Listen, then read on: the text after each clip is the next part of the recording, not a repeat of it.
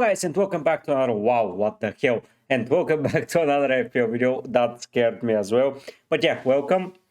Today we're going to see how the things are shaping up. As I can see, there is one more flag into my team, but this flag is going to disappear sooner rather than later because I'm transferring out that player. Oh my god, I am still surprised with the intro I made, but yeah. Today we're going to see some price changes, if they're going to happen soon or if they're not going to happen. Either way, we're going to review it. Then we're going to decide if we're going to take one way or another. You're going to help me on that direction. And now let's jump into the thing. Before we go to any press conferences and we go to any team news, let's see the price change predictor. I use FPLstatistics.com. I don't know if this is a good website or not. I don't think any of the websites are good. But yeah, Salah, 8 Nuri, Evan Nilsson, Fabianski, Muriu, Damsgaard, De Ligt, Kluivert, Burgess, they're probably going to rise before Saturday. So I think that investing in them, if you want them, is good to happen before Saturday. If it's not your last transfer, because if you're on a wild card, you can jump on the players and then you can catch the price falls and etc. Very different. But if you don't need that money directly, just be patient. On the downside, Vardy, Lewis and Faes are rumored to fall down. Players like Dubravka, Franca, Kanji, many more, Burns, Matthew, Strength is near a drop. That would not surprise me at all if it tends to happen. Luis Diaz is due a drop soon. So I suspect a lot of drops happening in the near future up until Saturday. Now let's jump into the team news that we're having. And we're starting with the Thursday news. Tomorrow on the stream that I'm going to hold, and then on my video, and then on the deadline stream. So 3 times we're going to revisit all the info that we have. But yeah, let's go and see how it goes. After international break, that surely set some record for frags are set to begin. Okay, so we're starting with Chelsea. What's that? FPL team news live updates. Okay. Despite the raft of yellow flags on Chelsea players, Enzo Maresca said that only confirmed absentee for the trip is Reece James. Again? Reece James is out? Okay. I don't know what's happening with that player. Hopefully it's not. The rest of them are better. Some of them are still doubts. Also, we need to wait because today is the first session that we do with all the players from the international teams. Cole Palmer, Colwell, Fofana, Gusto, Jorgensen and Tuave all pulled out of international duties with knocks. Jadon Sancho, meanwhile, missed out with a knock, but all of the outfielders above were seen in training this week. So we go here, and then we see Cole Palmer. Okay, so that's nice. So tomorrow on the stream, we're going to review photos and stuff. So yeah, if you want to participate, come and join. It's completely for free. So I think Palmer is going to be all right. Brentford, Thomas Frank says he expects Mbumu, Wissa and Pinnock to be fit. Okay. Thiago and Gustavo Nunes both featured in behind closed doors games, with Thiago set to be in the squad on Saturday. So Igor Thiago is back, so that means probably Wissa will be subbed off around the 75th minute, so I will be not going for Wissa. Rico Henry wasn't involved, however, and the Beast remain cautious with his recovery. Hickey da Silva and I are not ready to return. Brighton. I want players from Brighton, so that's important. There is a lot to unpack from the Seagulls.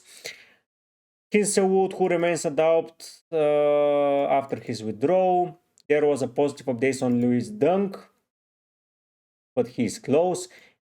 Minte returned to action with Gambia over last fortnight. That's good. Carlos Baleba is also fit. Milner remains out. Kadioglu looks set to be out as well.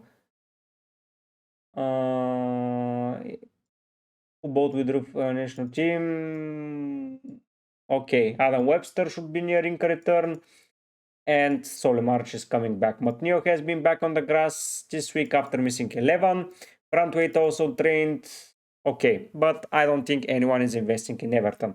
Chermiti, Broya, Garner, Roig, Bonam and Coman all remain unavailable. We're going to see who faces Everton. They have a lot of issues.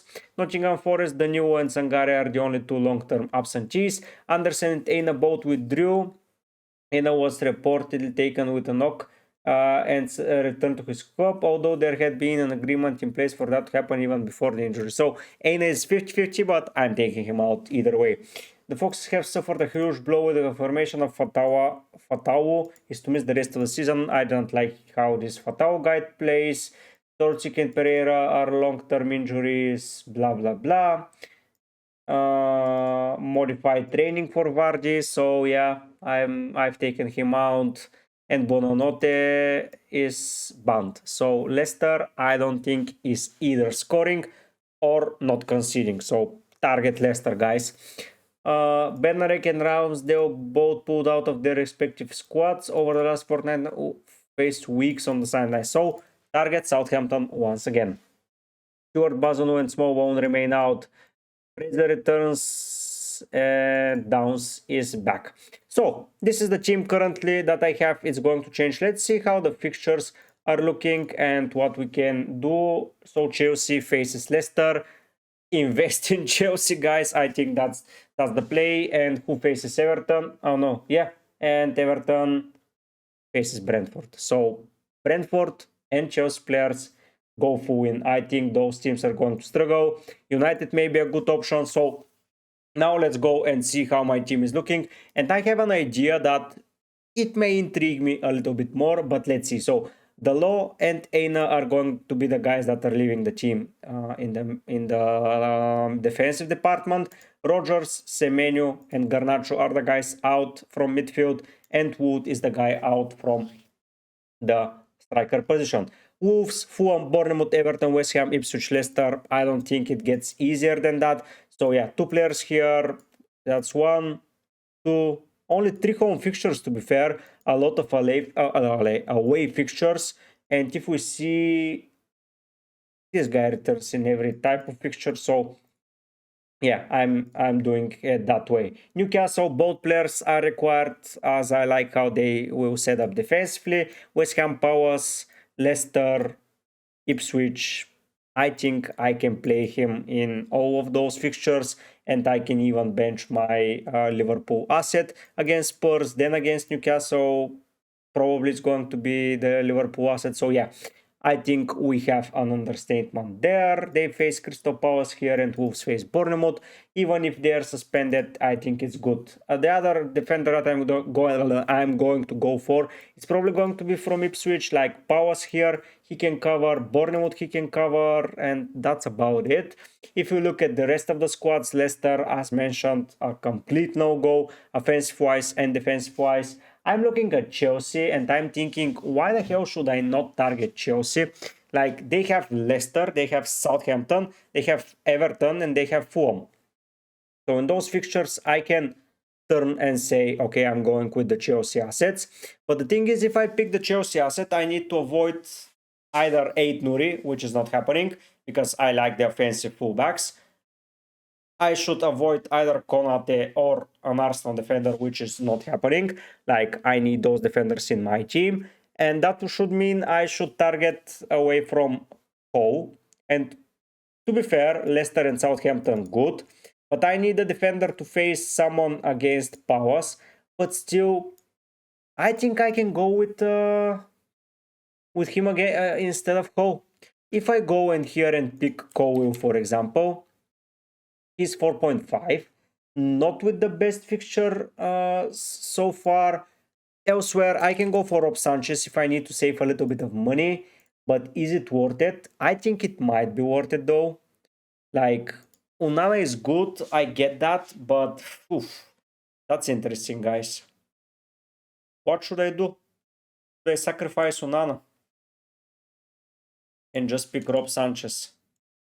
With Jorgensen out, I don't see. Let's go to SofaScore and see what Chelsea are doing. So if we go to Chelsea, I just don't know, guys. Onana is a good option, but he's expensive and he doesn't have the greatest fixtures. If we compare that to only fixtures against Villa and Spurs, okay, Brentford's not that easy, but after that, only City's hard game. Up until 25, I can say, okay, 24. But yeah, I think that Sanchez might be the guy. So if we go to Chelsea and we see, so against those teams, they play Jorgensen. So Jorgensen is the guy in the cups. Here it's Jorgensen, yeah, while in the Prem it's all Rob Sanchez. So I might be willing to risk it. And to save a little bit of money, you cannot say no. One more mistake, but no, he made several mistakes and still he's in the... Oof. I'm not a fan of Sanchez, but to be fair, the fixtures are too good to avoid, and defensive-wise, I think we should look at Chelsea. Then the rest of the defense picks itself, so it's Gabriel. Now I have the funds for sure for him, and now we go to the 4.0 options. Let's say 4.5 defenders, and we sort them by points. If we go down, the cheapest that appears is Harwood Bellis. But to be fair, up until Christmas, I don't see myself picking him in any of those fixtures. And with the defensive issues that they're having, it's a no-go. Going even further down, we drop down to 4.0. It's Bednarek, who is with an injury. Then we go further down, it's Darrell Shea, who I want to pick. And then if we go further down, it's Okoli, then it's Tuanzip, or Tuanzebe, or however you call him. But yeah, I think Darrell Shea is the cheapest option with the okayish of fixtures, and he is not going to be replaced. So I think here I'm done. In midfield, for sure, I'm going with a cheap enabler here, because I don't care about the 8th attacker, because I think I regret the most is spreading the funds around the team and my 11 not being strong enough. But Harry Winks fits the bill perfectly here. Going for him, he's playing 90 minutes in most of the games. To say the only time he didn't play was in the victories, but he has recorded 2 assists. If we go to midfielders and we remove Wings name and we go to a 4.9, let's say, it's Janelt who is here. Janelt is not a bad option, but still I think he's too expensive for my liking. Morzi is an option, going down. Wings is number 1. Diblink is an option. Diblink is always an option, but with that fixture run, is he an option? Honestly, I don't know. Carvalho, yeah, Diblink mentioned. Longstaff might be a solid option. He has been playing some regular minutes. He has been scoring some points. But am I wasting 0.2 for something? Probably not. Wavia is flagged. Then we go down. It's Heroic Bonham who is flagged. Yermoluk is not playing like any minutes. Ugarte is too expensive. Wongo, nope. Then we go to players.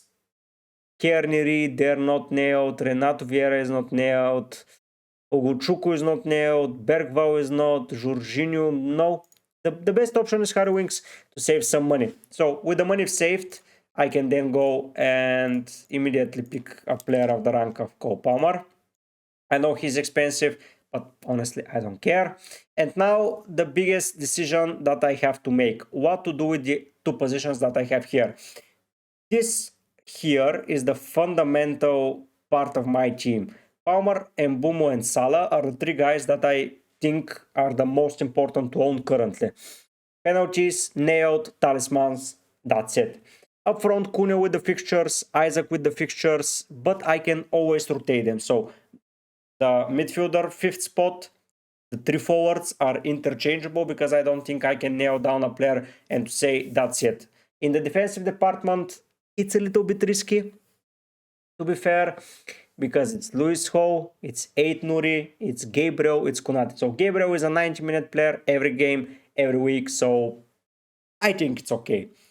Then you go to 8 Nuri, I don't think anyone is getting into his position, apart from maybe for a suspension, but he will survive that. Lewis Hall is a bit interesting, but I think I can rely on him now and to start building some transfers, and he's cheap, 4.3. I don't think I'm wasting any money there. Like those 3 defenders at the end are costing me 13 million, which is brilliant money for a pair, a trio even. So yeah, I'm going there. And Konate, I think the manager believes in him. He might be rested, but I think he might be rested in the Champions League, maybe around the festive season. But if that's the case, we'll elaborate because it's important to prepare the squad now. Now, the good thing is that we can target fixtures.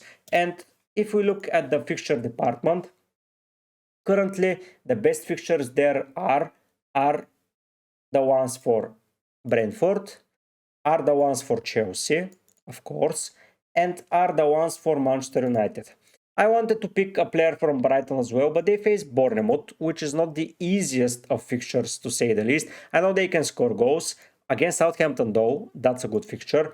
Against Fulham, hard. Leicester, easy. Palace, easy. West Ham, offensively easy. And Brentford, easy. So my plan was to go here and pick Welbeck and to forget about him and just have Danny Welbeck here. And I think that's brilliant. But that would leave me with 11 million, and if we go to the 11 million department around it, I can pick Saka, but he is flagged and he faces Forest, which is not the easiest fixture, and Manchester United. On the other side, after that, it's Fulham, Everton, Palace, Ipswich, Brentford, Brighton, Spurs. Those teams concede goals for fun, and Saka will be a very important part. I don't know how far ahead he is into the recovery. I don't know what Arteta is saying, but tomorrow on the stream we're going to discuss it. But a player that is in a good form for sure is Bruno Fernandes. But picking Bruno leaves me with so much money, and I think that money can be better spent if we go to a forward. And now we have 8.6, so Watkins is too expensive, sadly. I could have went with Watkins and forgot about it, but honestly they need points everywhere, so he might be rested there. And they now have a full squad, so it's difficult. A player that is played every week, week in and week out, is called Nicholas Jackson. The issue here with him lies on the 4 yellow cards that he has received so far. And he can receive a yellow card basically in every game. The good thing about him is that he's scoring against the bad defenses. And guess what? They're facing Leicester. After that, they're facing Southampton.